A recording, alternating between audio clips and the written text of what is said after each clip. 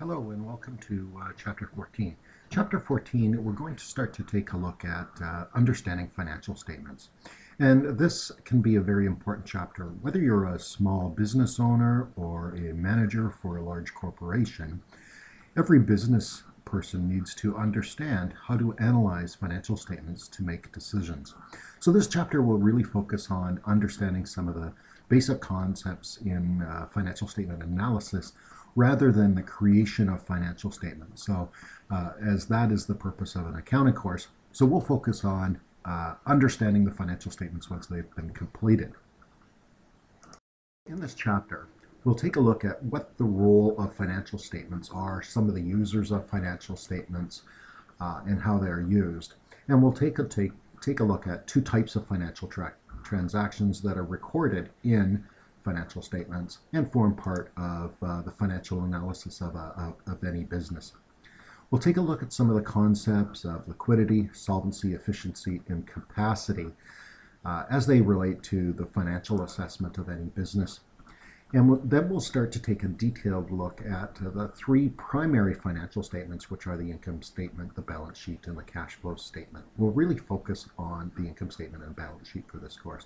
Cash flow statement is a little bit more complicated and would really need some understanding of accounting. So we'll focus on the income statement and the balance sheet. We'll take a look at an introduction to the use of ratio analysis and trend analysis for interpreting the performance of the financial aspects of a business. And lastly, we'll take a look at the role of forecasting and budgeting in the financial assessment process.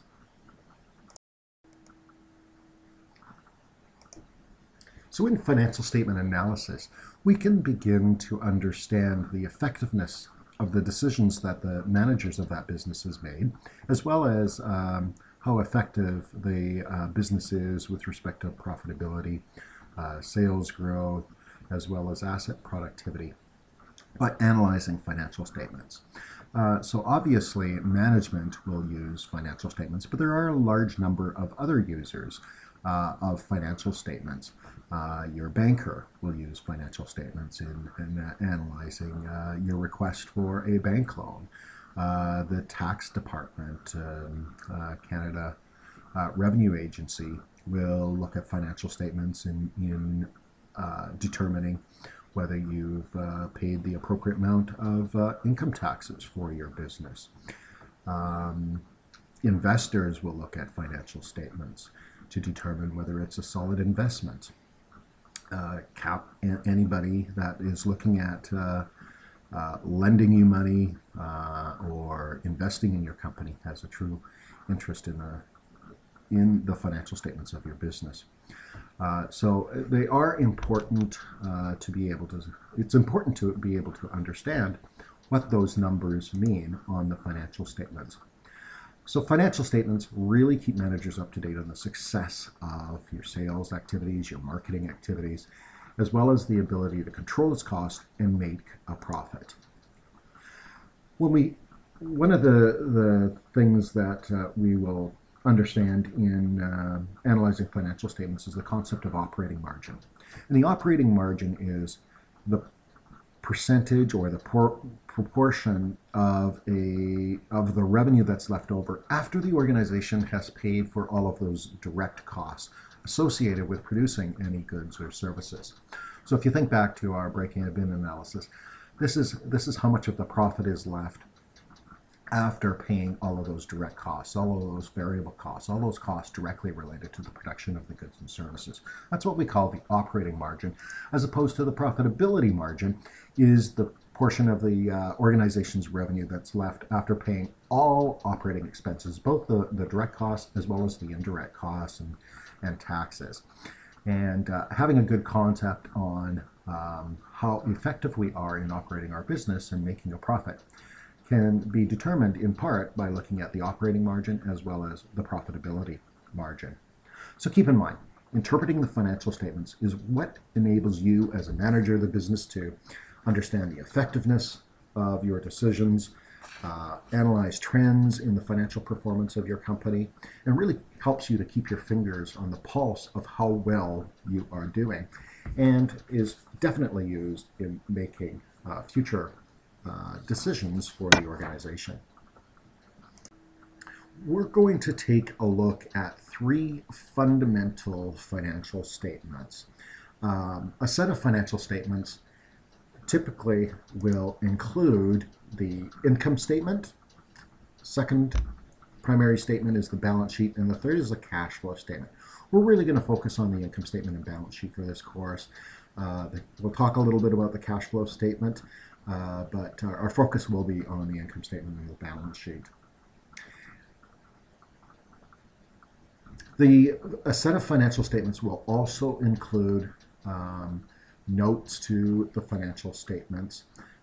Sometimes if they're audited or reviewed by an accountant, they'll include an engagement letter which outlines the scope of the preparation of the financial statements by an independent accountant. So there are other elements of a set of financial statements, but we're going to focus on those three. So we'll understand after the completion of this chapter what the income statement and balance sheet are, have an understanding of a little bit about the cash flow statement, and be able to start to do some analysis, some ratio analysis, and take a look at some of the trend analysis in analyzing our business. Keep in mind, however, that while each of those financial statements provide information by themselves, as a manager, we really need to look at the overall picture. We need to understand the interrelationships between the income statement, the balance sheet, and the cash flow statement, how decisions can affect each of those, and understand that those three statements are connected. And so we can't just take a look at one and make decisions. We have to take a look at all of them to be able to make a sound decision. Financial statements will record all of the transactions that go on in a business. And there's really two fundamental types of business transactions. The first are operational transactions. Those represent the day-to-day transactions of the business. For instance, it might be selling a product to a customer, which creates revenues. It might be dealing with the expenses that are incurred to generate those revenues. So those are the day-to-day transactions of a business, paying salaries, paying for goods and the inventory that is purchased by the business, paying your rent and that sort of thing. So those are all examples of operational transactions. And the second type of transaction are capital asset transactions. So these are decisions that are made with respect to the investment or the sale of capital assets, buildings, equipment, plant, property, and that sort of thing. So those are capital asset transactions. Capital asset transactions typically are larger because if we're buying a building, that can have a significant impact on the balance sheet as well as our cash flows. So we need to understand that there's two types of business transactions that are recorded in the financial statements. Capital asset transactions are not really related to the current year's profitability of the organization, because capital asset transactions have an impact over a long period of time. We don't just buy a building and expense it over the course of 1 year, because that capital asset will provide a useful life or a service life or provide benefit over a long period of time. So capital asset transactions, we typically will take a look at allocating a portion of those transactions to our operational costs in our income statement on an annual basis. So capital asset transactions are longer term, have an impact over the longer term over the period being analyzed. Financial statement information will provide us with some valuable insights into drawing conclusions with respect to 4 key assessment metrics of an organization when doing analysis of the financial statements. The first of those is liquidity. And the liquidity is the ability of the company to meet its ongoing financial obligations. So it's the amount of the assets of that an organization has that can be easily converted into cash to meet its obligations as they come due. So an important metric to understand is how liquid a company is, because if a company is not liquid, it may not be successful, it may not be able to make its payments as they come due, and will experience some degree of financial difficulty. Solvency is the ability of the organization to meet its long-term fixed expense obligations, as well as fund future growth in the organization. It's really a longer-term assessment of the financial stability of the organization, and it focuses more on anticipated profitability of the firm and whether it can acquire sufficient capital going forward to remain in business. We've talked about efficiency before, but efficiency is the ability of an organization to manage its operations and allocate its resources. So a measure of efficiency is maximizing output while minimizing inputs. And financial statements will help us to understand how well an organization is, or how efficiently an organization is using its assets. And the fourth metric is financial capability or capacity. And that's the ability of the organization to generate revenue and grow its revenue streams. And so it really relates to your business's cash reserves and power to borrow into the future. So keep in mind that when we do financial statement analysis, we're really trying to gain insights into those four key assessment metrics. So as we mentioned earlier, there's three primary financial statements: the income statement, the balance sheet, and the cash flow statement. So let's start to take a little bit of a deeper dive into what those statements are. First is the income statement. And the income statement is a financial statement that asks the question whether the business is earning a profit as a result of the sales made over a period of time, as well as and shows the expenses that were incurred, and really outlines what the profit is. So if we take our revenue generated less the expenses incurred, the income statement will show us the profit. And the income statement reflects the operating transactions over a specific period of time, usually a year, sometimes a quarter, sometimes a month. So it's a good look into the profitability of the business. The balance sheet is the financial statement that provides managers with an assessment of the resources that the organization has at its disposal. So that would include any assets, as well as the financial obligations of the business, which we call liabilities. And the difference between the assets and liabilities is owner's equity. So the fundamental accounting equation is assets equals liabilities plus owner's equity.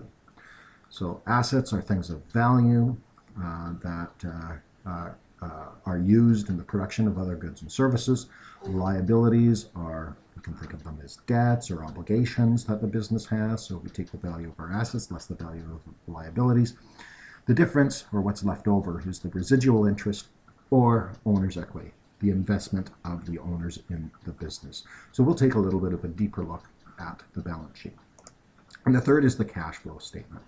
And the cash flow statement provides us with some understanding of how the cash flow moved over a period of time within that business.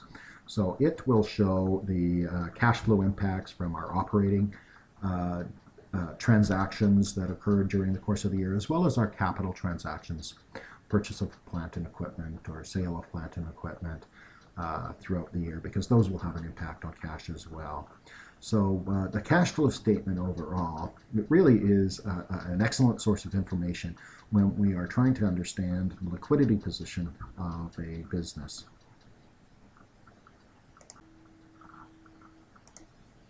So let's take a little bit of a closer look at the income statement. And just as a reminder, the income statement summarizes the operational transactions of the organization over a defined period of time, whether it be a year, whether it be a month, whether it be a quarter. And it's really a good measure of the organization's effectiveness in meeting its profitability objectives and efficiency on how well it's using its assets to generate a profit. And the net result of the income statement is to show the profit after payment of all direct and indirect expenses and taxes. And so the profit is what's left over that can be distributed to the shareholders or the owners or investors of that business. So there are various components of the income statement, and while the presentation of income statements will vary as you analyze one accountant's presentation versus another, they basically will have all of these components in them. The first is sales revenue. And so sales revenue is the amount of revenue that the organization receives by virtue of selling its products or selling its services. So in our Mike's Bikes project, as we sold a bike, that would be recorded as sales revenue. And the cost of goods sold are the expenses that are directly incurred in the manufacturing of a product or the delivery of a service. So it's all of the inputs that go direct into the business. It could include manufacturing entity. It could include the salaries of the factory workers, some depreciation on the equipment, etc. So it's all the costs that are directly related to the production of the goods or services. If we take the difference between our sales revenue less our cost of goods sold, we get something that's called the gross profit margin. And that's the difference between total revenue and the direct expenses that it incurs. Very similar, although not exactly the same, and you'll understand that when you take some accounting courses, but it's very similar to our contribution margin that we have taken a look at in some previous chapters. After paying our direct costs incurred in generating the goods or services, we will also have a large number of perhaps indirect costs. So those are things like rent that we might pay. It might include some advertising. It might include some selling expenses. We call those, lump them together and call them general operating expenses. So those are really all the indirect expenses that your business will incur, and they must be paid from the gross profit margin. So we can analyze how well an organization is handling its general operating expenses through an analysis of the income statement. If we take a gross profit margin, that's our general operating expenses, we get to something that's called earnings before interest and taxes. We subtract off our interest expense, which is the interest payments that are due on any of our debt, both long-term and short-term. And if we take our earnings before interest and taxes, or EBIT, less our interest expense, we will get to earnings before taxes. And so that is the amount that of earnings we have, or income before payment of taxes, subtract out our taxes, and we finally get to our net income or net profit, or sometimes a net loss. And that's the amount that's left over that can be distributed to our shareholders or reinvested into the company for future growth. So let's take a look at the actual format of a very simplified income statement. So here's a simplified operating statement or income statement that shows the operating transactions of the business. So some things to point out. In a financial statement, we'll always start with the name of the business. So here we've got an example for Corner Grocery Store, the name of the income statement. As well, it's really important to show the time period. So in the case of an income statement, it's covering a year basis. So we know it's not a monthly statement, we know it's not a quarterly, it's actually covering a 12-month statement. So it'll summarize the operating transactions for a 1-year period. Often when we present financial statements, we'll show comparative years. And that assists us in determining and analyzing the business, and we'll see that in some of the future slides. So here's the categories that we saw on the previous slide. There's our revenues for, in this case, 1999. Here's our cost of goods sold. number right there. Our cost of goods sold is calculated by taking our beginning inventory, how much we had on hand at the beginning of the year, add in the amount of inventory that we bought for resale throughout the course of the year, and the total of our beginning inventory and our purchases will tell us the cost of goods available for sale. And then if we subtract off how much inventory we had left at the end of the year, that will give us our cost of goods sold. So cost of goods sold is a formula based on beginning inventory plus purchases less inventory, gives us our cost of goods sold, and you should know that for this course. If we take a look at our revenues less our cost of goods sold, we get to our gross profit. And so our gross profit is what's left over after paying all of our direct costs in the manufacture of our product or the delivery of our services. The next section of the income statement is our operating expenses. We've got a simplified statement here. So we have a number of operating expenses such as advertising, insurance, rent, salaries. So those salaries typically would be for the payment of our office staff, perhaps our managers, utilities expenses, and depreciation. If we total up our operating expenses and subtract them from our gross profit, we get to something that's called earnings before interest and tax. That's the EBIT or EBIT. Less our interest expense, which is incurred on all of our debt, gives us to our profit or net income before tax. Less our income taxes gives us our net income or our net profit, or sometimes a net loss. If we haven't been very successful, could be a net loss as well. So that's the basic format of any income statement, whether a small business or a large business. So you should have a good understanding of the components of the income statement and what some of those numbers mean, and to be able to understand how efficiently that business is operating. And we'll do some more analysis of our income statement in a few moments. So let's take a look at our next primary financial statement, and that's the balance sheet. So as a reminder, the balance sheet really summarizes the financial position of a business at a specific point in time. So if we take a snapshot of the business's assets, their liabilities, and what's left over is their owner's equity. So the balance sheet shows us the fundamental account equation, which is assets equal liabilities plus owner's equity. And so this snapshot is at a very specific point in time. And it provides a good understanding of our organization's liquidity, as well as the capacity to borrow, taking a look at the types of capital assets and current assets, liquid assets in the organization, taking a look at the debt structure of our organization, as well as the equity component of our business.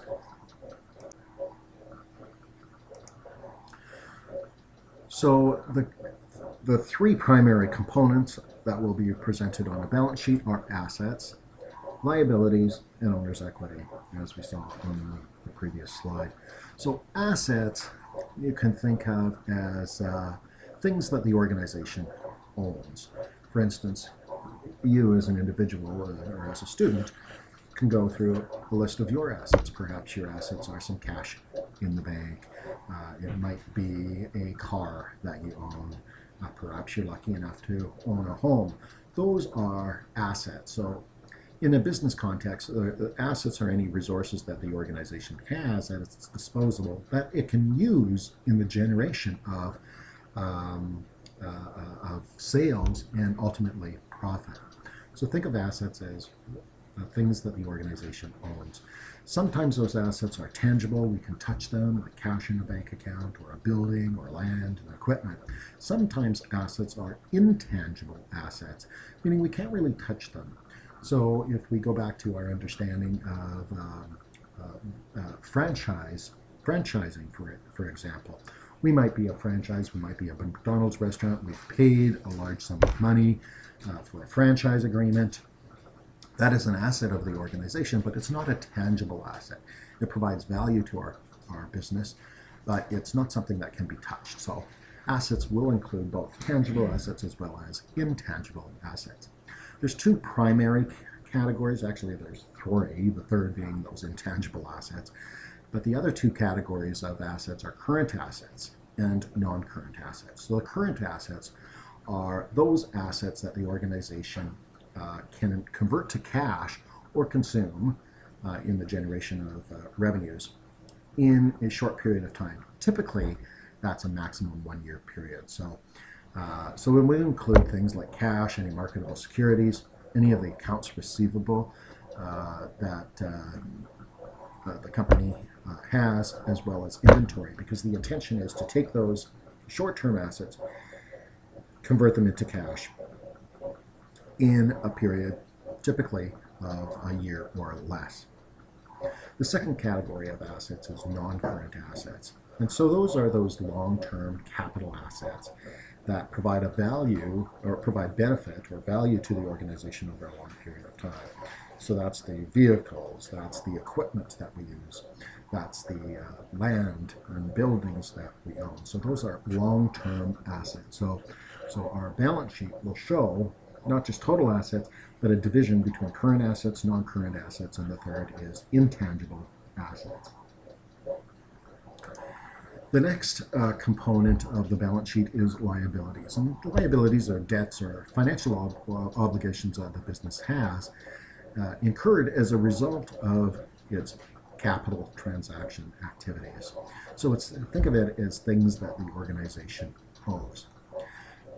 Similarly to the classification of current assets, we classify liabilities similarly. So we'll classify all liabilities as either current liabilities, and those are financial obligations that are due in the short term. So those are things we have to pay over the next 12 months. So it could be some accounts payable. We got some inventory and we haven't paid for it yet. It could be some wages payable to our employees, or short-term notes payable. So current liabilities are anything that we have to pay over the next 12 months. Versus long-term liabilities are obligations that we have that will be repaid over a long period of time. For instance, if we purchase a vehicle, we might finance or take out a bank loan and not pay off that vehicle over the course of 1 year, but pay it over a 5-year, maybe a 10-year period. Same thing like your mortgage. A mortgage is a long-term liability because we'll make payments on that mortgage over the next 25 years per se. And so they are debts that extend beyond the current fiscal year. And the third component of the balance sheet is the owner's or shareholder's equity. And so it's really the value of the capital received by the owners of the business that's used to fund the startup of the business. So the owner's equity will include any capital contributed into the business by the owners, as well as it'll reflect the profits of the business that are retained in the business. And we call that retained earnings. So owner's equity section has two components. It's capital, which is the injections of owners into the business by its shareholders or owners of the business, as well as the retained earnings, which is the accumulation of the profits of the company from day one that the business started up. So the retained earnings is the total profits of the business that have been retained in the business, i.e. they haven't been paid out to the investors or to the shareholders by way of dividends. So the owner's equity really shows the residual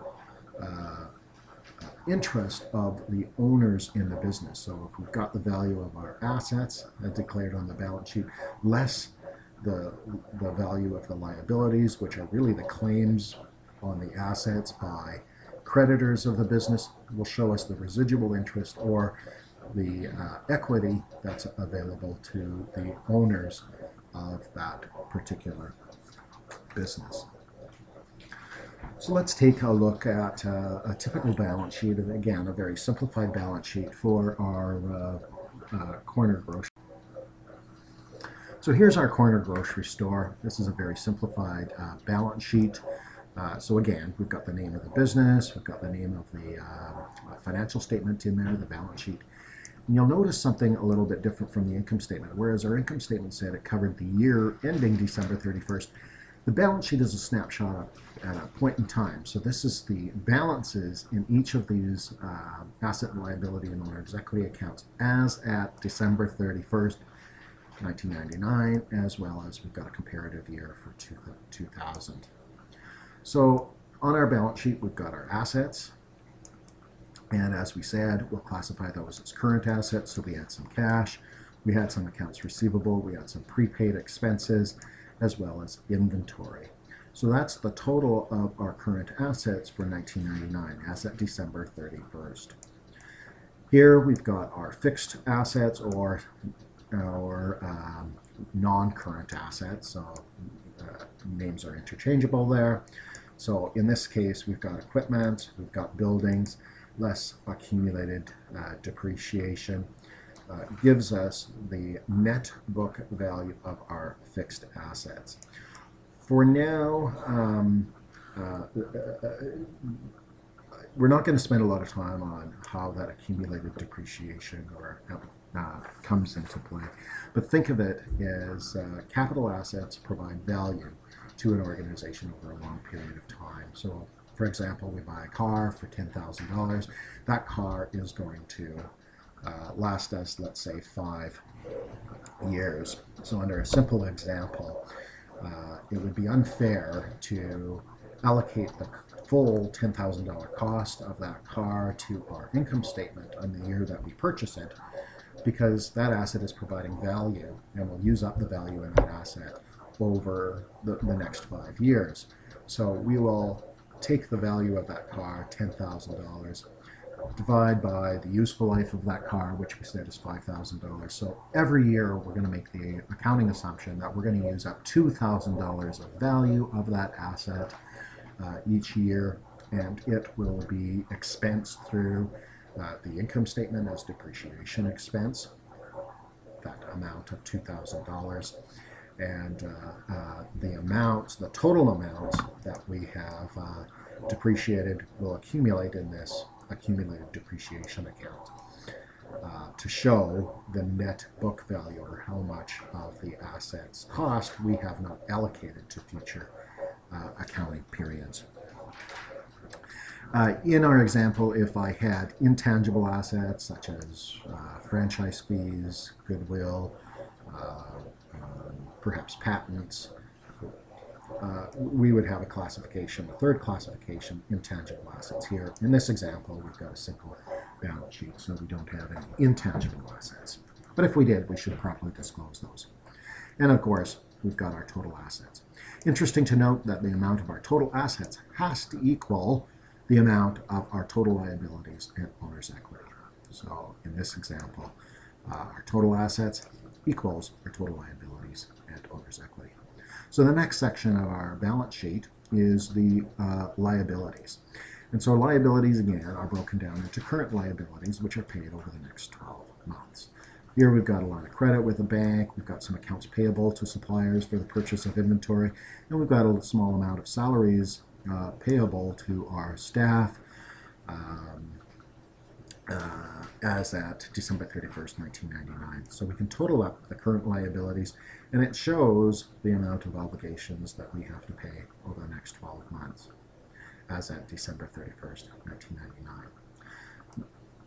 Next classification of liabilities is long-term liabilities, and in this example we've got a long-term mortgage on the building of $92,220. That's the only long-term liability that we have, so that's our long-term liability.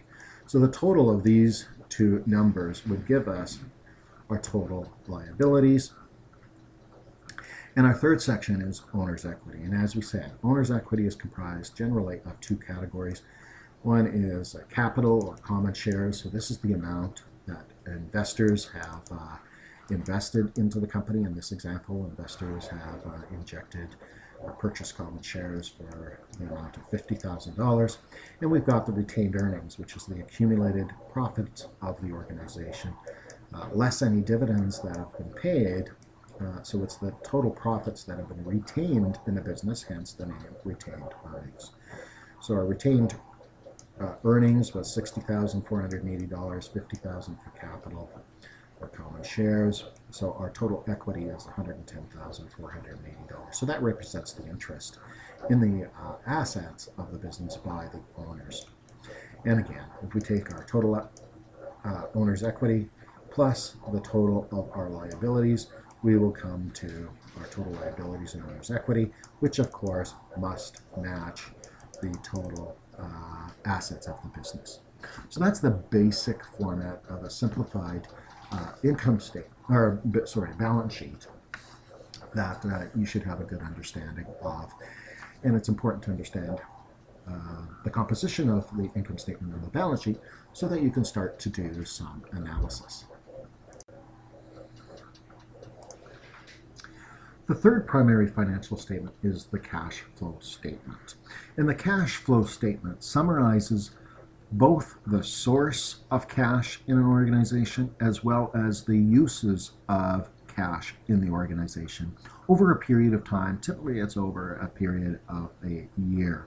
So it'll identify all the inflows of cash as well as the outflows of cash during that period of time. It provides, some insight into the current liquidity or projected liquidity of the business. A business can be profitable, but not liquid.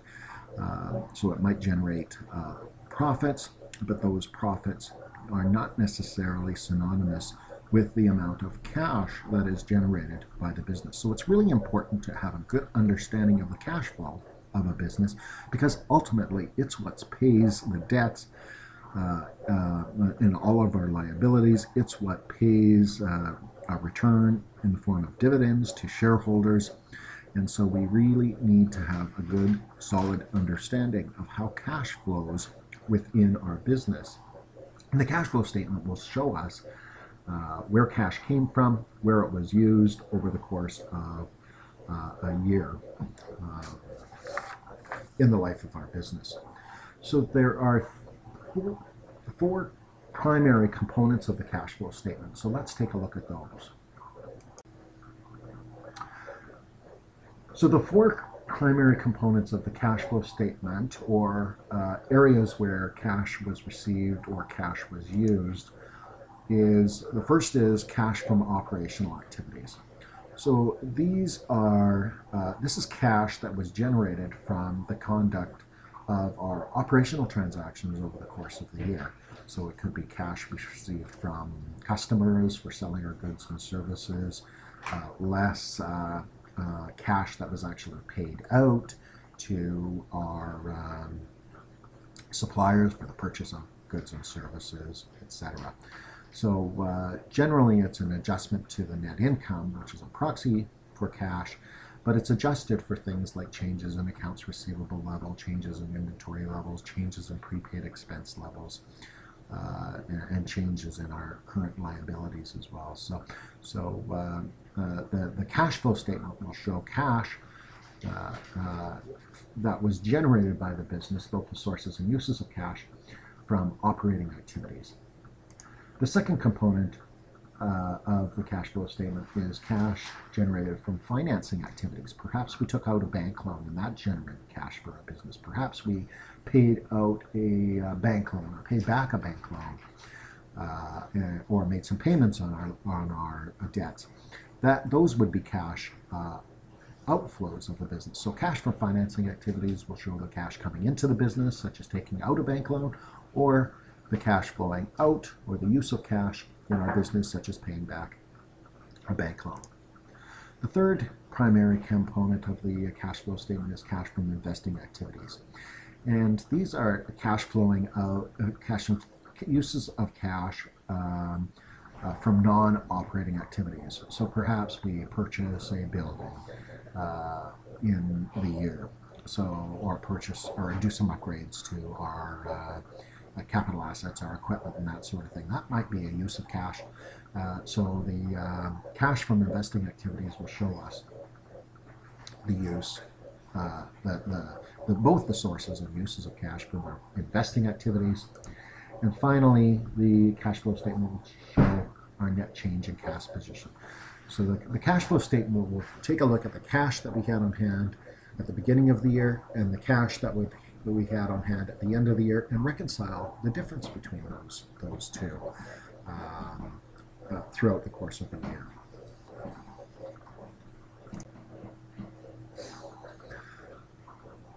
So again, the cash flow statement will show the net results from our operating statement. So that's our net income, make some adjustments to that. So adding back things like non-cash items such as depreciation, deferred taxes, as well as changes in accounts receivable and payables levels. Add back the net results from cash from investing activities as well as financing activities will give us the changes to our cash position.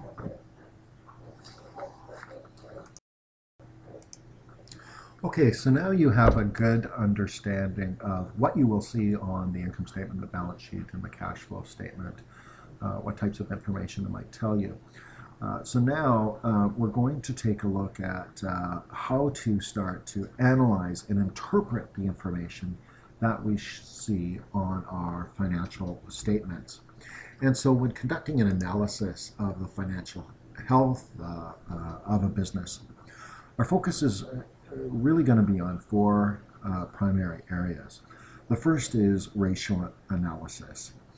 So we'll take a look at doing some ratio analysis, and the ratio analysis tells us the relationships against certain numbers in the financial statements that can help us assess the effectiveness and efficiency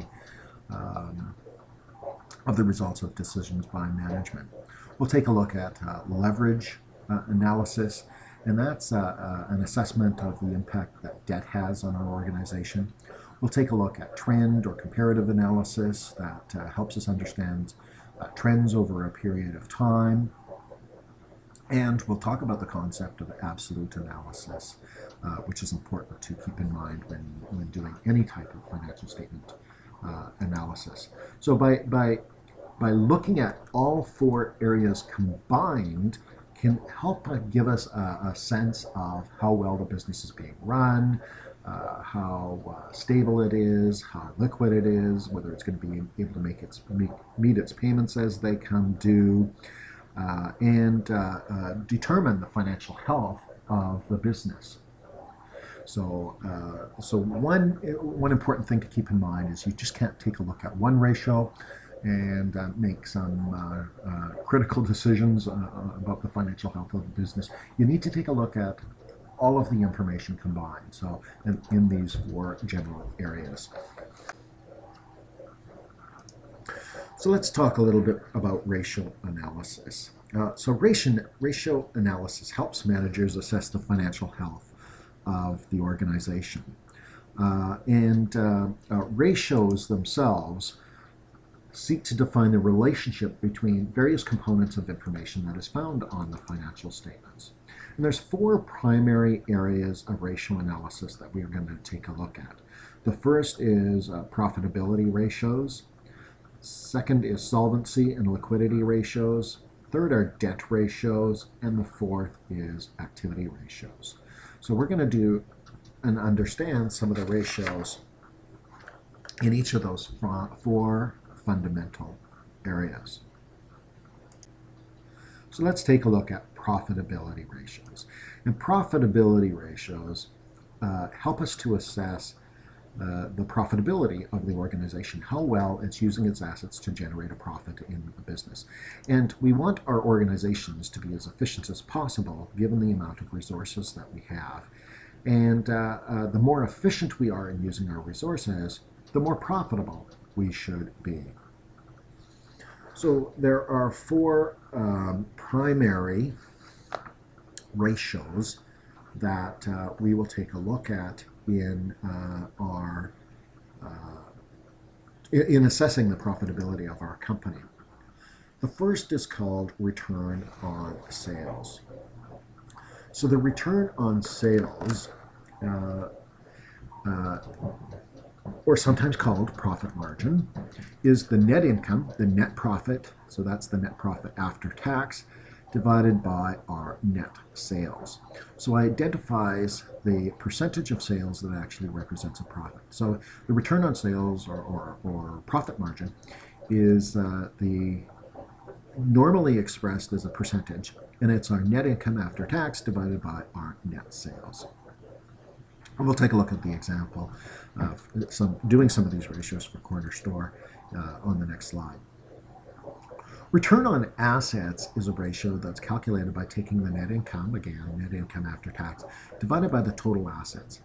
And it tells us how productive we have used, or how efficiently we've been at using our overall assets, our total assets, in the generation of profits for our business. So return on assets is net income divided by total assets. And again, typically it is expressed as a percentage. Return on equity is another ratio that tells us how well we've used the equity in our business. So the equity would include both the capital injected by the shareholders as well as the profits that have been retained in the business as shown in our retained earnings on the balance sheet. So the return on equity ratio is determined by net income divided by total equity. And it shows the amount of income or profits that are generated for each dollar that the shareholders have and the business has retained profits in the business. And the earnings per share is another ratio which is calculated by taking the net income divided by the number of shares outstanding. So again, it shows the return recognized by the individual shareholders for each share that they own, and is a common quoted business metric for many public organizations. So let's take a look at calculation of some of the profitability ratios for our corner grocery store on the next slide. So here are some of the ratios with respect to profitability for corner grocery store. So hopefully you've printed out both the income statement and the balance sheet for corner grocery store, and you can follow along with the calculation of these numbers. Make sure you understand where you see those on the both the income statement and the balance sheet, and try to follow along with the calculation of these ratios. So let's take a look at return on sales. I've calculated the ratios both for 1999 as well as the year 2000 because it's important to understand how those ratios are changing from one year to the next. Typically, when we're doing an analysis of financial statement, we'd like to see 3 to 5 years of financial information so that we can identify some of the trends and how things are changing in the business over a period of time, usually from 3 to 5 years. Here I've only got 2 years of financial information for illustrative purposes. So let's take a look at some of those profitability ratios. So the first is return on sales, and we've defined that by taking the net earnings divided by the sales. So if we go back to the income statement for corner grocery store, we will take the net earnings and net profit on the income statement divided by the sales in corner grocery store. And again, it's typically expressed as a percentage. So we can see that the net sales, the return on sales from 1999 for our corner grocery store was 4.8% and 5.5%. Return on assets, again, shows the return on, or the measure of the efficiency in which we've used our total assets or all assets in the organization. So it's calculated by taking net earnings divided by total assets. So if we do those ratios for 1999 and 2000, we had a return on assets in 99 of 15.8% and 17.8% in the year 2000. If you take a look at the return on equity, it's calculated by taking our net earnings, so that's from our income statement, divided by the total equity, which you're going to see on the balance sheet. And again, it's usually expressed as a percentage, so 35.6% versus 36.2% in 2000. And earnings per share, we're going to make the assumption there's 1,000 shares outstanding. Typically, you would find that in the notes to the financial statements, so I'm just going to give you that information here. And it's calculated by taking our net earnings divided by the number of shares outstanding, which is 1,000 in this case. So our earnings per share were $39.37 in 1999 and $51.29 in 2000. So it's nice to do these ratios and take a look at the numbers, but really, what do they mean? So let's take a look at the return on sales. Return on sales appears to have improved as we go from 1999 to 2000. So this is really our net profit margin. So our net profits in 2000 were 5.5% of sales versus 4.8%. So it appears we're doing a better job in terms of profitability. Often when we're doing ratio analysis, we will compare to industry standards or industry ratios or averages for the industry. And there are numerous sources of data out there that will tell us some of the ratios for most common industries in Canada. And so I could go and, haven't done that here, but I could go and take a look at what is the normal return on sales for a small grocery store in Canada, and compare how well corner grocery store is doing compared to the average small corner grocery store. It's important to remember to compare to the right industry. The businesses have to compare apples to apples, and the right size of business. So typically, when you see industry comparisons, they will be based on the size of a business, because that can impact the ratios as well.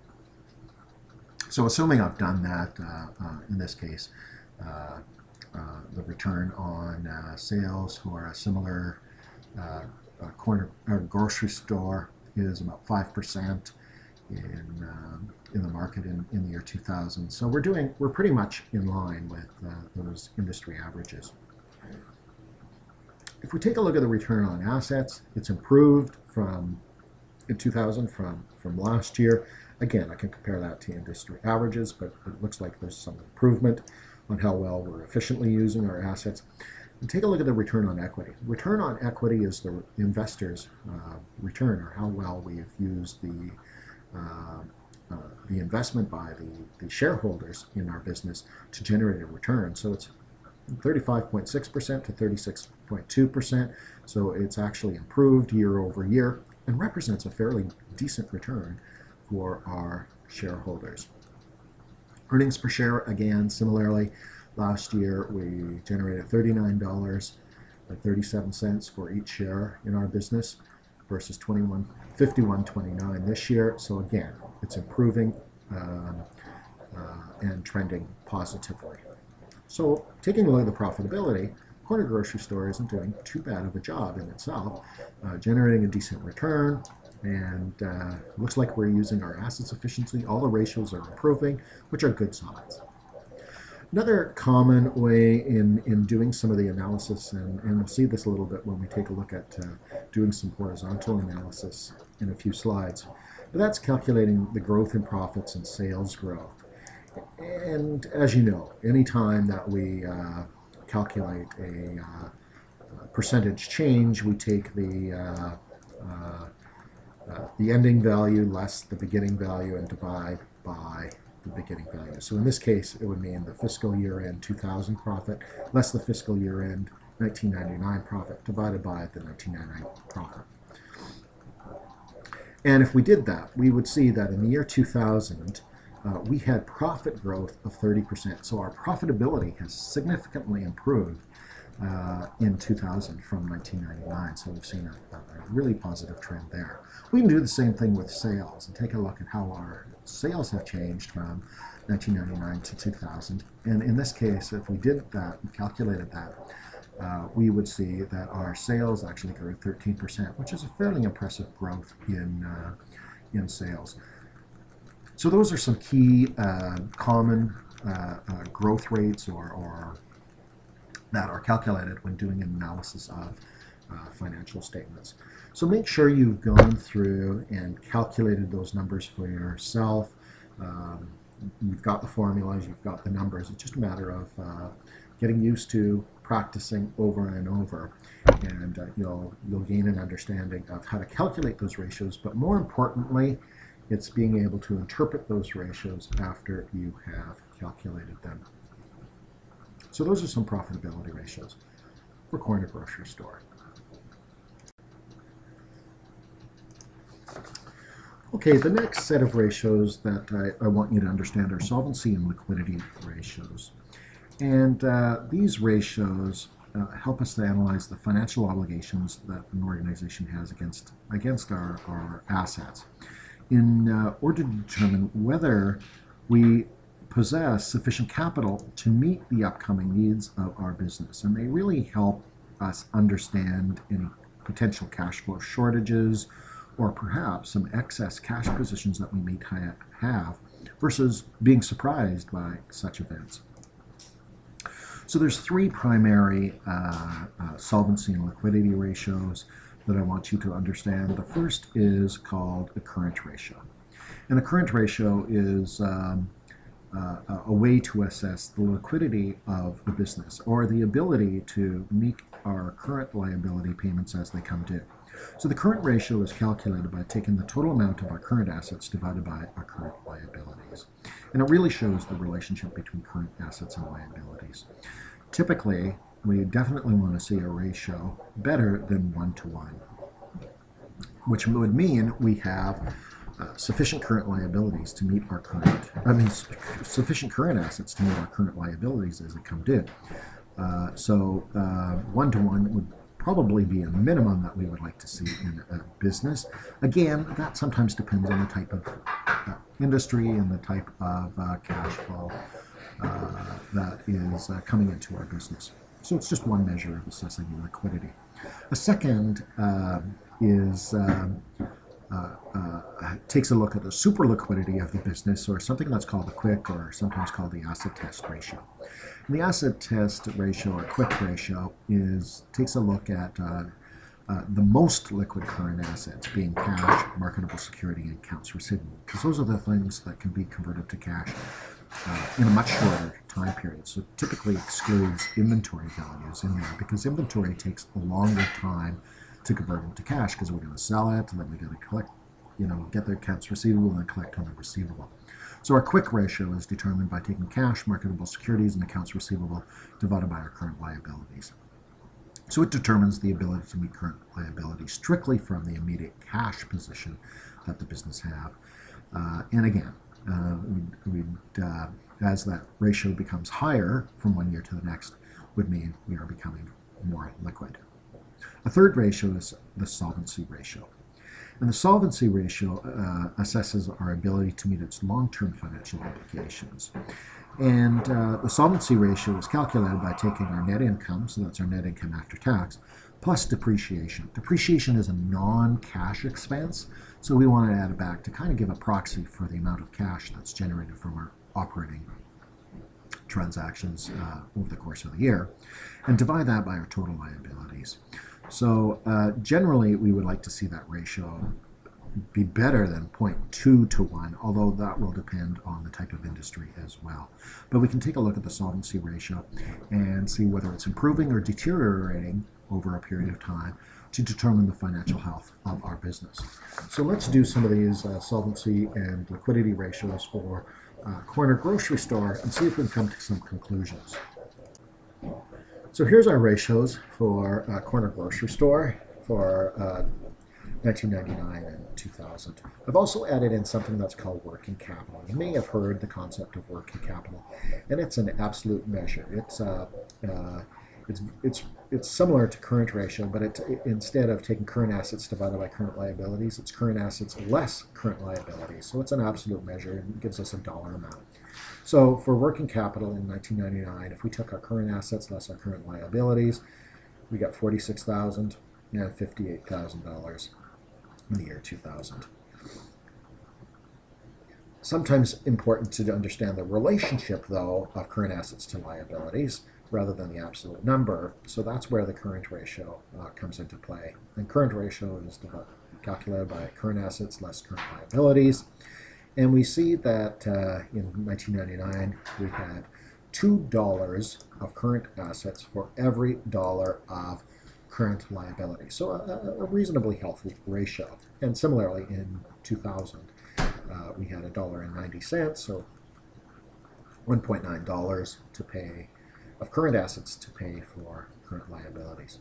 However, if we take a look at our quick ratio, so our quick ratio really is our current assets less inventory divided by our current liabilities. So it's kind of like our current ratio on speed, I guess. In 1999 was 0.13 and 0.12. So a little bit concerning there because most of our current assets are in inventory for a current grocery store, which is probably to be expected based on the type of business. But it seems a little bit low, but perhaps before we draw any conclusions, we might have to take a look at what the industry averages are for that particular type of business. Here our solvency ratio, where we calculate net income and depreciation divided by our total liabilities, 0.3 and 0.38 in 2000. So it exceeds the guideline of 0.2, and it's improving. So it looks like it's doing not too bad for a solvency ratio. So these are some of the conclusions we can come to. Although keep in mind, never take a look at just one type of ratio in isolation. We need to assess all the ratios and make some decisions about the business. So it appears our current ratio is relatively healthy. A little bit concerned about the quick ratio. It's below 1 to 1. However, that might be common for a small corner grocery store where the bulk of the current assets are invested in inventory, and I suspect that that's probably reasonable. And of course, our solvency ratio is improving, which is a good sign.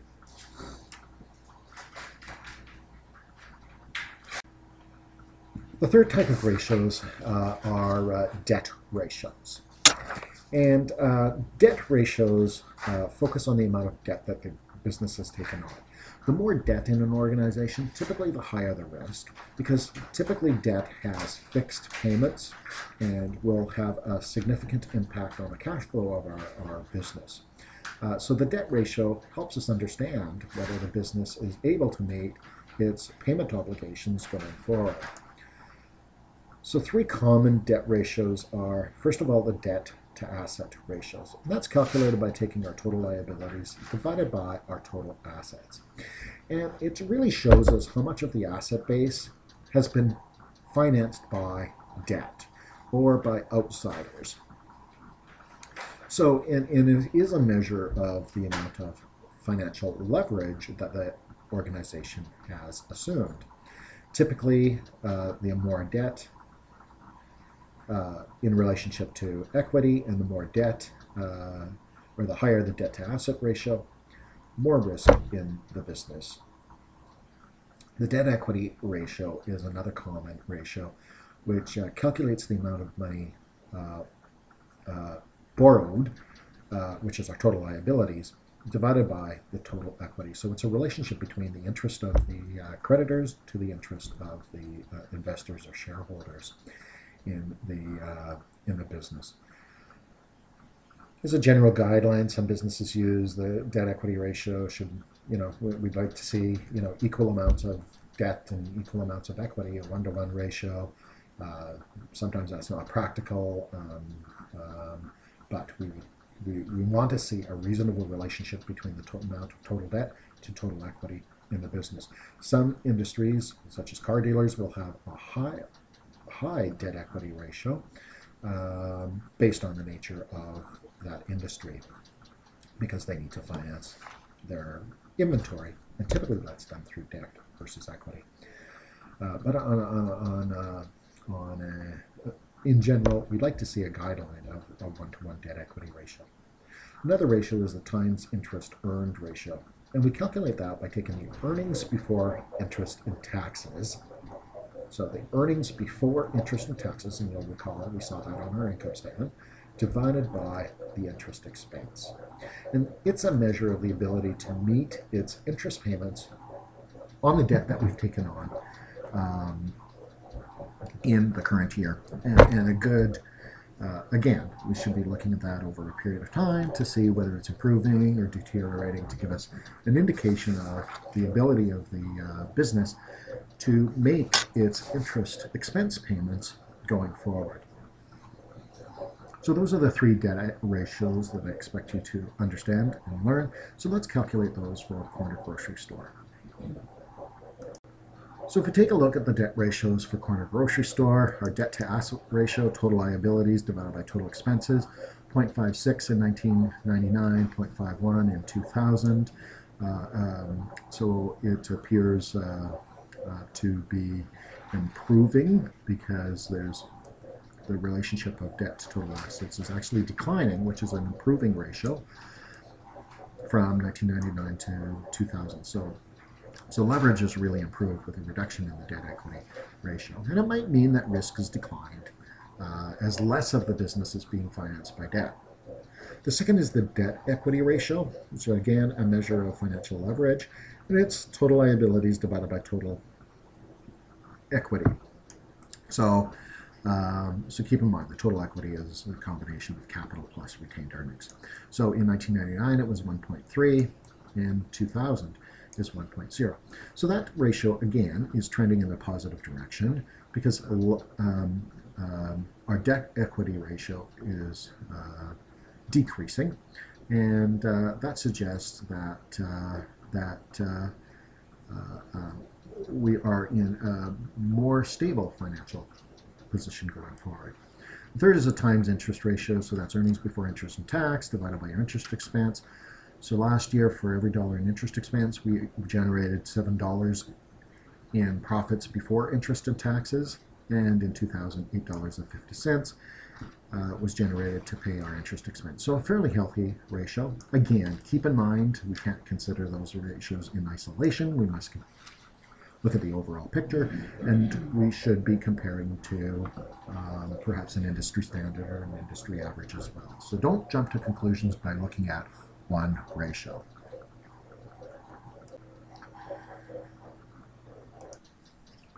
The next set of ratios I want to introduce you to are activity ratios. And activity ratios assess us in assessing the efficiency and effectiveness of some of the key components of our operations. We're going to really focus on some of the activity ratios as it relates to the management of accounts receivable and the management of inventory. And so keep in mind that activity ratios, like all other ratios, need to be compared to some sort of industry average and to be able to make a proper assessment of the business and how well it is performing with respect to its peers.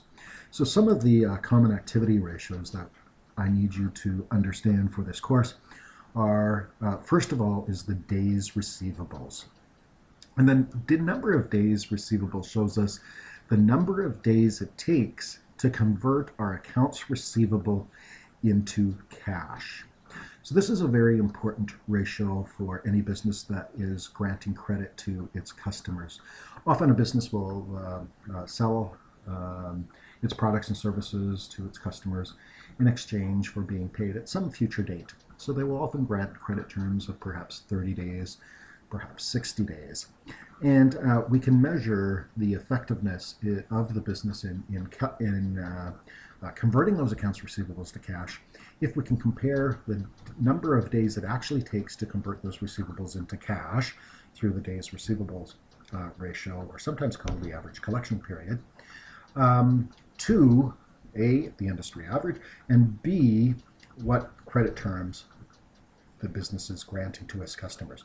If we find out that a business is taking 90 days to convert its receivables into cash when it's offering 30-day terms and its competitors are getting their money in 15 days, our business might be at a disadvantage and not managing our receivables properly, which can lead to some cash flow problems. So to calculate the days receivables, we take our accounts receivable, the total amount of the accounts receivable at the end of the year, divided by the average day's sales. And we can calculate the average day sales by taking our net annual sales divided by 365 days. So to calculate days receivable, accounts receivable divided by average day sales, and the average day sales is calculated by taking our net annual sales divided by 365 days. So a good measure in determining how effectively our business is operating with respect to managing the collection of its accounts receivables.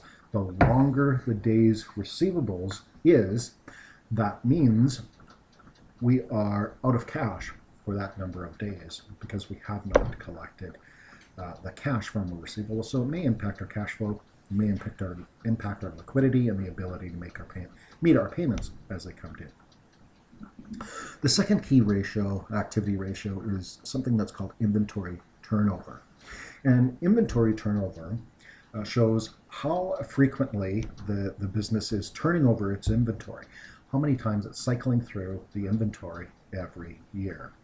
The slower the inventory turnover ratio is, that means the longer our cash collection period would be, which can affect our liquidity and our ability to make our payments.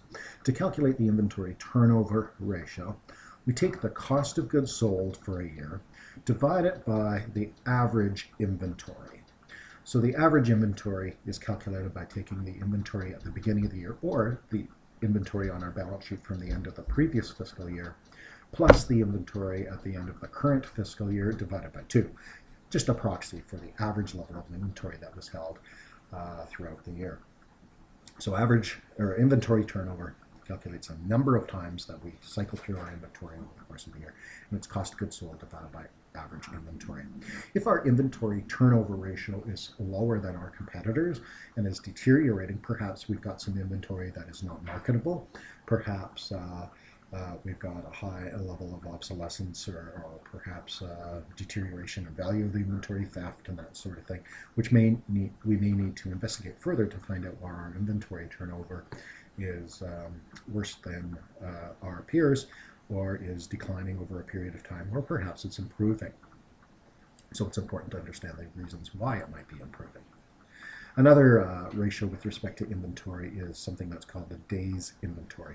And it actually converts the inventory turnover ratio into the number of days of product that we have sitting in our inventory. So another measure of how effectively we're managing our inventory. And the days inventory is calculated simply by taking 365 divided by the inventory turnover ratio. So it shows the number of days that the organization product sits in inventory.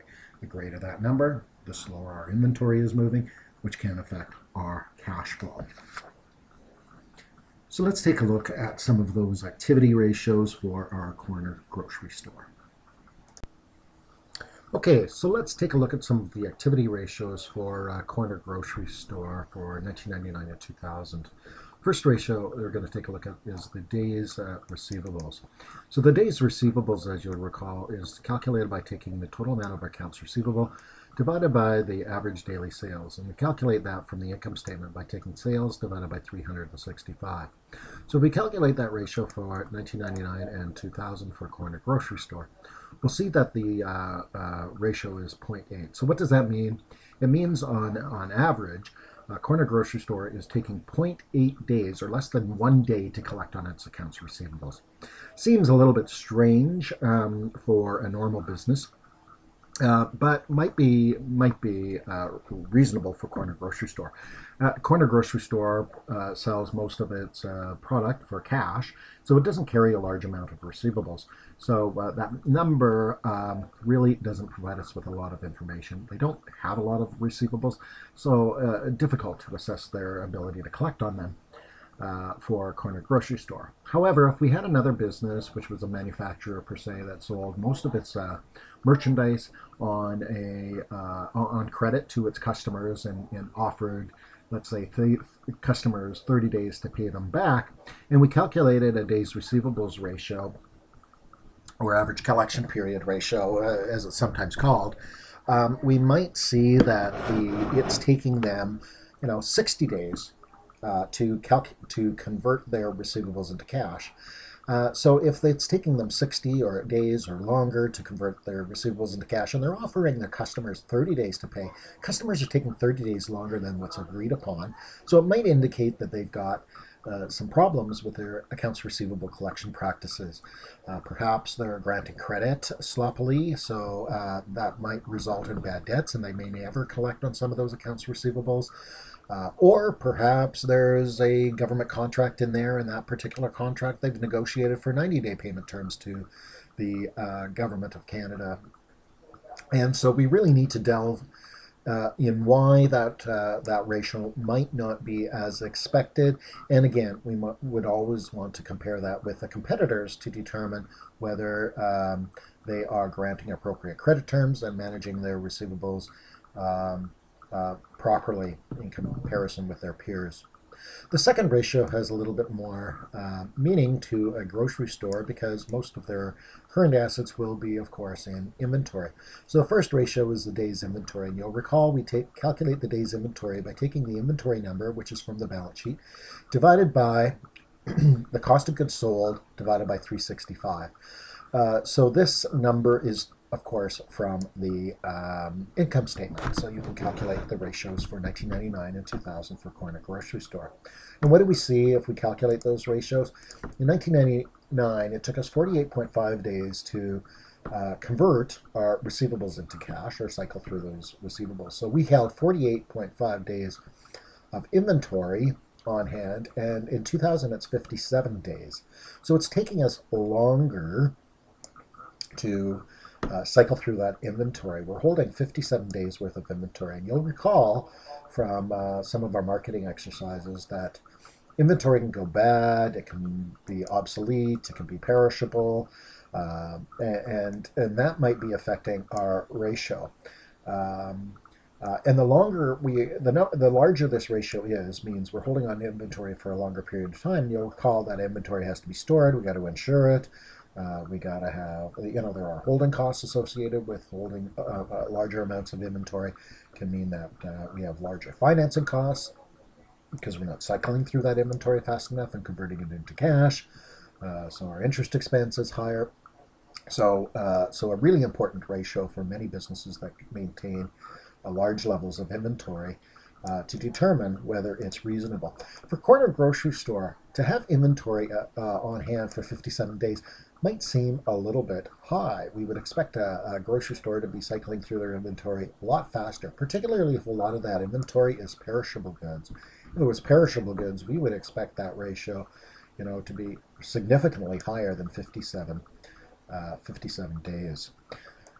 We can also calculate another ratio, which is the inventory turnover ratio. And the inventory turnover ratio is the number of times per year that they cycle through their inventory. So can't calculate it for 1999 because we don't know the average inventory for 1999. So the average inventory would be the inventory on hand at the end of 1988 plus the inventory on hand at the end of 1999 divided by 2. But because we don't have the 1998 financial statements, I can't calculate the ratio for 1999, but I can calculate it for the year 2000. In the year 2000, it was 7.25 times. So we're cycling through our inventory on average 7.25 times for corner grocery store, and that might seem a little bit low. Again, we need to compare it to other grocery stores of the same size before we really jump to some conclusions about the the inventory turnover ratio. So the last concept I want to introduce you to is the concept of leverage analysis. And leverage analysis is related to some of the debt ratios that we calculated earlier, being the debt to total assets, the debt equity ratio. Overall, leverage is the amount of debt that an organization uses to finance its asset base. So it's firms that use larger amounts of debt in relation to their assets is considered to be more highly levered. And assets that have a higher ratio of debt equity would be considered to be more highly levered. So depending on the profitability of a company, leverage can either be a positive thing or a good thing. So when a business is profitable and their earnings before interest and taxes is enough to cover its interest expense, investors can actually get higher returns by using debt effectively. However, if earnings before interest and tax and profitability is not sufficient to cover interest expense, leverage can be a disastrous thing because we may not be able to pay our liabilities on time. Typically, the a general principle is that the amount of debt increases something that's called financial risk. So particularly when our business is not profitable, if we have a high level of debt with committed contractual payments of both principal and interest, may mean that we will be unable to make those payments as they come due. So you'll recall from previous chapters that financing versus debt is typically a cheaper form of financing asset base or growth in a business because debt has a lower cost of capital. More has a lower cost to the business. It's tax deductible, etc., as we've talked about in chapter 13. So as a manager, you need to recognize the exposure that leverage have and really find the best ways to use debt to enhance profitable growth in your company. Too much debt can be disastrous. It can mean liquidity problems and solvency issues if we have too much debt. However, if we do not have any debt at all, we might be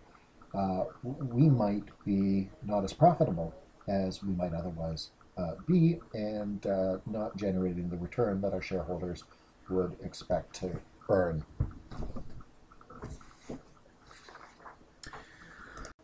So when doing any analysis of a business, it's really important to not just look at the ratios in isolation, but also to do some trend or comparative analysis. Comparative analysis is comparing 1 year to another, and most financial statements are produced with at least 2 years of historical data, but often we might want to see 3 or 5 years of historical data when doing a proper analysis of business. But we can't compare the ratios and compare the trends from 1 year to the other. So we can take a look at historical results, and we can also use that to project future projections and anticipated future results in our business as well. So we can, by doing a trend analysis or comparative analysis, we can get an idea whether our business is improving, whether the financial health of our business is getting better, the profitability, our efficiency is getting better, or perhaps it's getting worse over a period of time. So keep in mind that we do need to do ratio analysis and trend analysis across all aspects of the business. You can't just look at profitability ratios without looking at leverage and activity ratios. We need to assess the full impact of the business overall. So ratio analysis is a great thing to help us understand, but it shouldn't be used in isolation. We should be using other information, comparing to competitors, comparing to trends, and not really be the sole focus. Ratios sometimes are meant to identify areas where we might want to explore further. If our receivable turnover is not what we would expect, it's worse than our competitors, it's trending down, we might want to look at the reasons why. Is the composition of our customer base changing? Are credit practices getting sloppy? So the ratio analyses themselves will help pinpoint areas that we might need to further investigate. So take a look at the business as a whole, and they are really tools, not necessarily outcomes, and are only one component of the analysis of our business. Here's an example of what we call vertical analysis of the balance sheet. So vertical analysis is taking a look at when it comes to the balance sheet. So here's our balance sheet for corner grocery store. And our vertical analysis will show us the percentage of total assets, which is represented by each individual asset category. So all I've done is taken my total cash, for instance, divided by my total assets. So we've got 1% of our assets are represented by cash, 0.7 in accounts receivable, and as we mentioned, that's about what we would expect, because we wouldn't expect a large amount of receivables for a grocery store. But inventory represents almost 35% in 1999 of assets, 39% in 2000.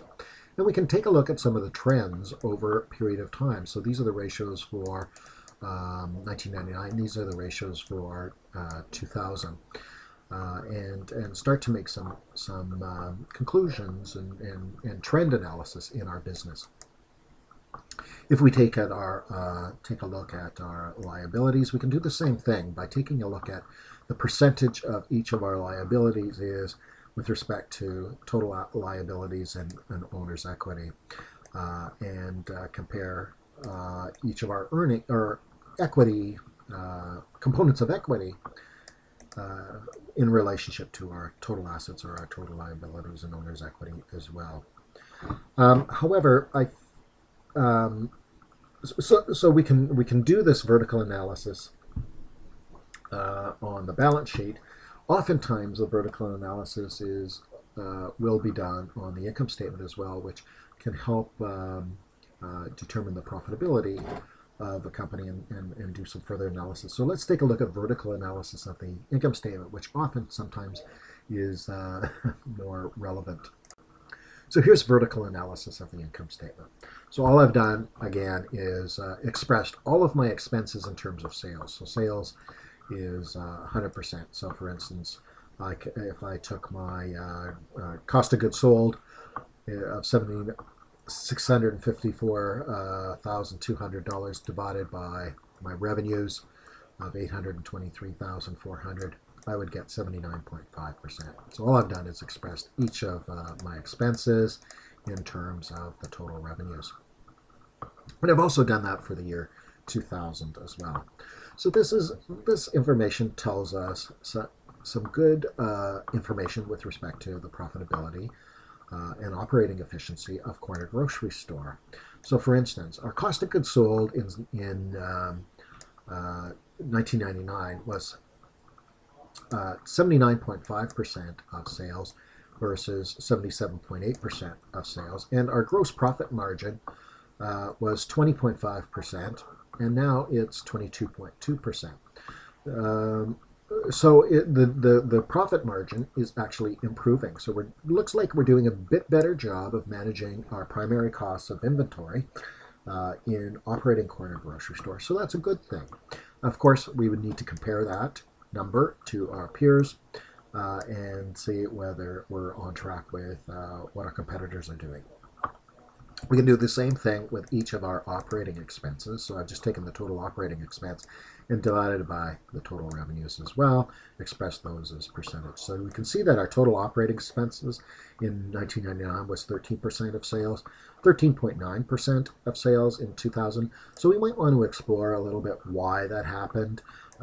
Often a big component of many businesses is salaries. So how efficiently are we managing salaries? Maybe that's not too bad. You know, we've had 8.9% versus 9% in salaries. How does that compare to our peers? How does it compare over a period of time before we jump to any conclusions? And we can do that same type of analysis for all of our income statement items. Particularly relevant might be our net profit margin. So that's our net profit divided by, again, our sales expressed as a percentage. So our net profit margin was 4.8% in 1999, 5.5% in 2000. So it appears we have our profitability has improved overall, largely due to the management of our direct costs, which is our cost of goods sold. So vertical analysis, as well as a comparative analysis from one year to the other, can give us some good information in analyzing the financial statements. We can also do horizontal analysis. So horizontal analysis is taking a look at changes over a period of time, and that's what this green column here is, and particularly relevant to an income statement.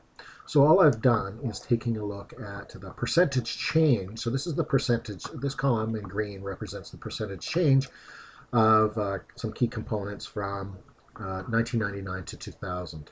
So what I've done is I've taken the, for instance, the revenues in 2000 of 932,851, subtract my revenues last year of 823,400, and then divided by 823,400. This is kind of those growth ratios that I've introduced you to. So by doing horizontal analysis and looking at the trends, our revenues actually increased 13.2% last year, which is a fairly good growth rate. Again, we'd have to compare to what's happening in the markets and in the industry, demographic variables. Perhaps we're going through a period of good economic growth, so that might account for some of the reasons. But it appears we're trending positively and that our sales are going up. We can do the same thing with cost of goods sold. Our cost of goods sold actually increased 11% in terms of the net number. Our gross profit has actually improved as well. Particularly relevant is the growth in our net profit margin. So we've had an improvement in profit. So our profits have grown by 30.3%. From 1999 to 2000. So another way to analyze income statement, and we can really do the same thing for a balance sheet if we wanted to see some of the trends in the composition of our assets and liabilities as well. It's important, though, that while ratio analysis is good, we have to keep in mind the absolute magnitude of the numbers.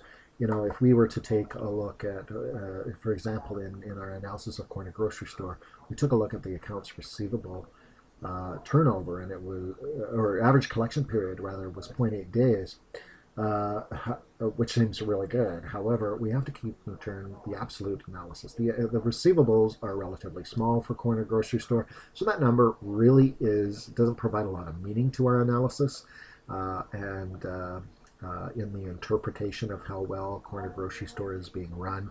So we have to keep in mind the absolute magnitude of the assets involved. So don't get lost in the ratio analysis, I guess, is what I'm trying to say. So as an example, if we double the cash balance sheet from 5,000 to 10,000, that's a 200% increase.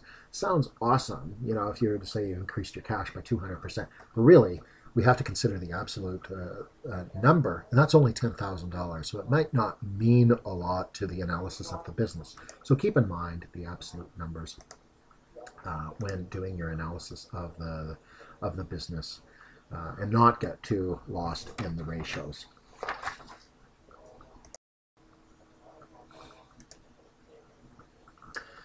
One of the benefits of doing some analysis of the financial statements from a historical perspective is that it can assist us in determining where the business might be going and forecasting our future results. And a good business will try and project their future results over the next year, then perhaps the next 3 to 5 years, particularly for planning purposes and analyzing cash flow purposes. If they're going, you know, if they're going to be expanding their business, and management needs to understand the profitability going forward, whether it'll pay for the increased asset base that they may be looking at purchasing and financing. So, forecasting and budgeting really is about building estimating what the future will hold for the upcoming quarter, the upcoming year, or perhaps the next 3 years, or even longer term forecasts.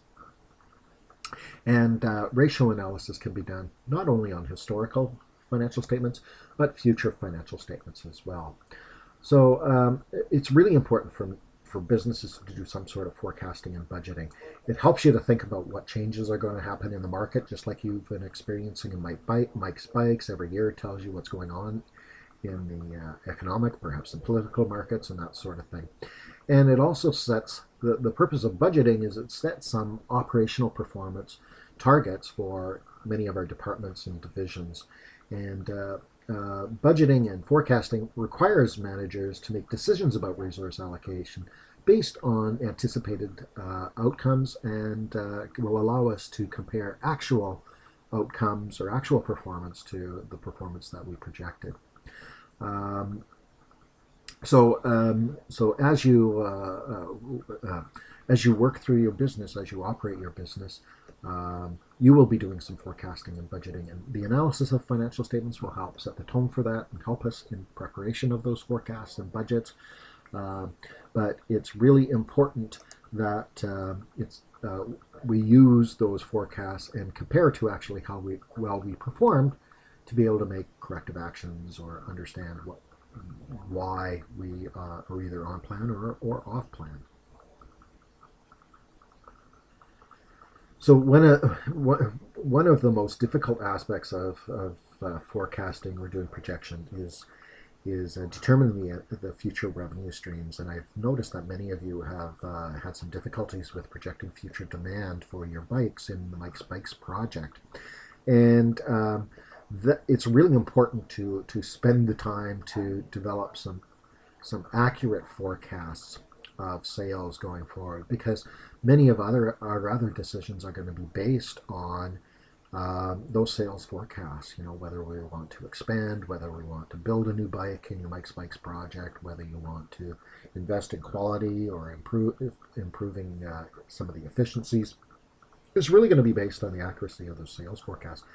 So spend time to do your due diligence in determining your anticipated sales going forward, and you'll be exposed to that in some of your future finance and marketing courses and at the university.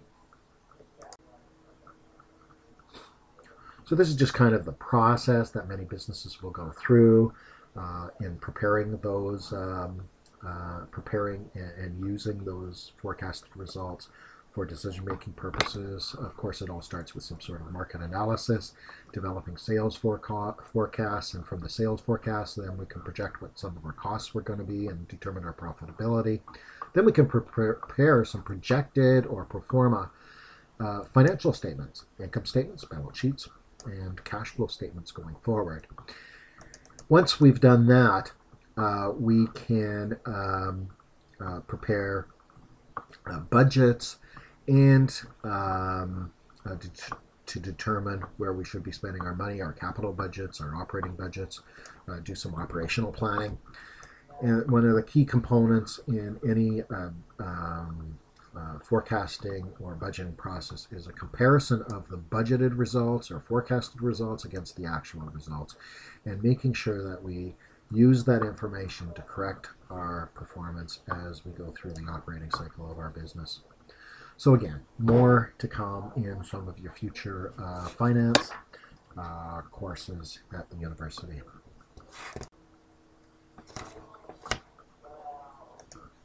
So most of our analysis so far, when we've talked about liquidity and solvency and efficiency ratios, are really important when looking at for-profit enterprises, but they can also be used in managing not-for-profit organizations, just with a little bit of a different perspective. For instance, while we focus on profitability and profitability ratios for a for-profit organization, not-for-profit organizations have to generate surpluses. They can't continue to operate at losses. So some of those ratios are really relevant to them as well, in terms of the ability to generate, or at least cover all of their expenses. They may not have a profit motive, but they certainly have to be able to be financially independent and successful. Keep in mind that not-for-profit organizations are different because they can't sell shares, so it restricts their ability to use equity as a form of financing, and they will instead rely on raising money versus campaigns, fundraisers, donations as part of their business strategies. Often, however, the funds raised from those specific purpose events are sometimes restricted. So if they have a fundraiser to generate enough funds to build a building, for instance, those funds might be restricted for the sole purpose of building a building. It can't be used for general operating expenses, meeting their debt liabilities as they go forward. So designated restricted assets on the financial statements for a not-for-profit organization are assets that have been earmarked for a very specific purpose, and they're really not available for managers to use in the ongoing operational needs. So they shouldn't be viewed as part of the current asset base because they are restricted often for longer-term projects.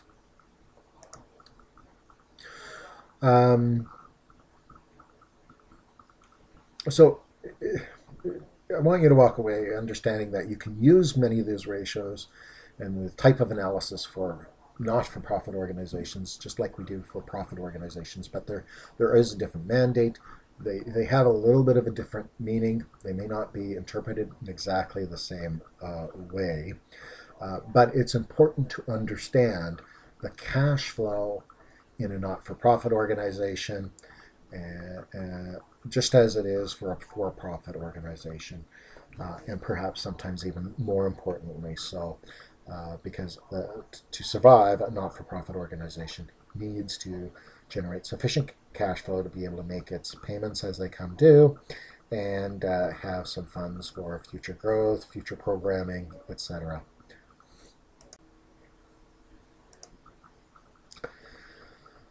So whether you're a small business operating a small business from your home or managing a larger private or public corporation, it's important that all business people are comfortable with preparing, reading, and interpreting financial statements.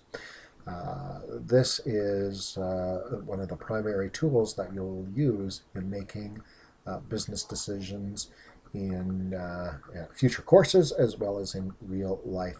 And financial statement analysis really gives us some cues to where we should be taking a look at asking further questions and assessing the health of our organizations. So by looking at the financial statements, we can look at the liquidity, we can look at solvency, we can take a look at the financial capabilities of our business. So take some time to review this chapter, understand it not just for the purposes of this course, but for some of your future courses. And the more you understand financial statement analysis, the more successful you will be in operating your small business and being able to predict some future results for your business. So just a quick summary of some of the primary concepts that we covered in this chapter. So take a look through there. Do spend the time to review this lecture a few times. It will be tested in the final exam. You will be required to do some financial statement analysis. You will be required to calculate some ratios in the final exam. So please be prepared to do that in preparation for the exam. So good luck, and we'll talk to you soon.